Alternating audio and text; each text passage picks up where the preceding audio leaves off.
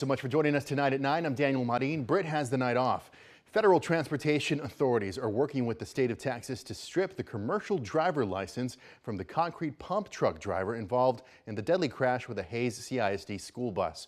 Now, this is due to previous drug violations on his record. Tonight, KXAN's Brianna Hollis tells us more about how the Texas Department of Public Safety tracks these infractions.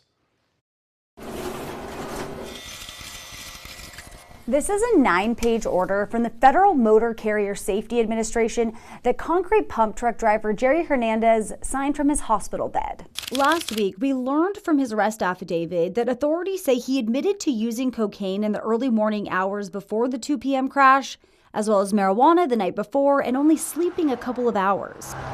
5-year-old Ulysses Montoya, a pre-K student with Hayes CISD, and 33-year-old Ryan Wallace, a University of Texas doctoral student, died in the crash. Video from the school bus shows the truck veering into oncoming traffic. According to the Federal Motor Carrier Safety Administration, Hernandez, quote, was currently prohibited from operating commercial motor vehicles at the time of the crash because of previous positive drug tests. Those drug violations were noted in a database used to track the statuses of commercial licenses, begging the question, why wasn't Hernandez's case flagged sooner? We asked the Texas Department of Public Safety how it monitors when drivers get added to this database. DPS says the Commercial Vehicle Enforcement Division only takes a driver off the road if they're caught during a roadside inspection or through an audit. And we now know through these documents and others, the concrete pump truck Hernandez drove is actually exempt from roadside inspections in the state of Texas. Now, we want to get some more clarification on why exactly that code's in place. We followed up with law enforcement as well as reached out to lawmakers